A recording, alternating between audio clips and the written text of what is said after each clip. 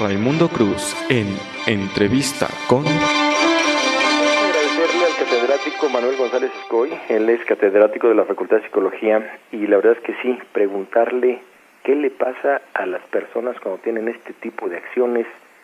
Doctor Manuel, Raimundo Cruz le saluda, 50 ciudades del país le escuchan en este momento. Muy buenas tardes, ¿cómo está usted?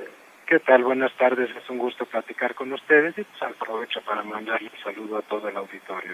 Oiga, no sé si a usted le gusta el fútbol, doctor. Sí, claro que sí. Oiga, y a todas luces, creo que por parte del seleccionado mexicano, excelente, creo que las expresiones del Piojo, una figura superando a Neymar y superando al mismo Messi, pero esa es quizá la parte atractiva del Mundial, la parte negativa.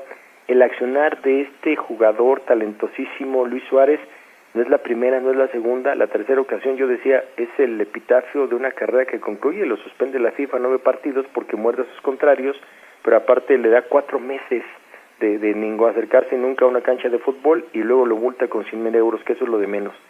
¿Por qué las personas pueden actuar así, doctor? ¿Hay una situación ahí más fuerte, más seria en su cabeza, en su mente, en su cerebro? Sí, o sea, podemos ver ahí que las emociones, el manejo de las emociones se vuelve deficiente. Podríamos considerar que sí tiene unas bases cerebrales, ¿sí? Sin que lleguemos a decir que tiene él una enfermedad cerebral. Simplemente el problema es el control de impulsos, que lo podemos ubicar o lo podemos explicar de dos formas. Hay en la parte media del cerebro, en el mesencéfalo, una zona que es la amígdala, una en cada hemisferio, que entre otras cosas se encarga de iniciar procesos agresivos y esto se comunica con una parte hacia adelante del cerebro, arriba de los ojos, en la zona prefrontal, supraorbital, que se encarga de controlar, de regular los impulsos. ¿Qué es lo que sucede? Porque además no es el caso único de él, hemos visto en otros jugadores, boxeadores, por ejemplo, ¿sí?, que se dan este tipo de agresiones fuera de las reglas. Están en una situación de estrés, de mucho trabajo físico, un gran desarrollo, se están secretando, por ejemplo, la adrenalina para manejar la tensión, otros neurotransmisores como es el cortisol, ¿sí?, o los corticoides, que sirven también para acelerar y favorecer las reacciones del cuerpo, precisamente para estas situaciones que involucran un desarrollo, una acción física. ¿Qué es lo que sucede entonces? Está en esta situación de estrés, dándole desarrollo, hay como siempre roces que se pueden dar de una manera ya no solo deportiva, sabemos que hay agresiones verbales, aquí cuando no lo está viendo el árbitro, etcétera. La mayoría de nosotros tenemos esta capacidad de regular el impulso, de aguantarnos hasta cierto punto. ¿Sí? Lo que en él podemos ver, porque además ya es algo recurrente, es esta pérdida de control, o sea, la parte prefrontal de su cerebro no alcanzaría a dominar el impulso que viene de la amígdala y entonces busca la agresión directa, que en este caso es la mordida. Y, por ejemplo, otra mordida que fue muy famosa en el ámbito deportivo, pues fue la de Mike Tyson. Doctor, personas como él, como Mike Tyson, bueno, ya no está, pero este señor Luis Suárez, ¿son peligrosos para el deporte, para sus contrarios, para sus rivales? ¿Son peligrosos? Son, sí, potencialmente peligrosos. No es una situación que se haya repetido cada partido, o sea, tiene todavía un cierto control. Lo pudimos ver en el caso de este jugador, porque después de la mordida trató de disfrazarlo y hacerse él el que era el agredido. Sí, claro, ya es la maña, ¿no? Se revolcaba, que era la maña. Entonces, hay un control y hay también una manera de disfraz, de racionalizarlo, que nos dice que no es algo que sea un gran peligro para los demás. O sea, no es algo que se vuelva incontrolable, una cuestión...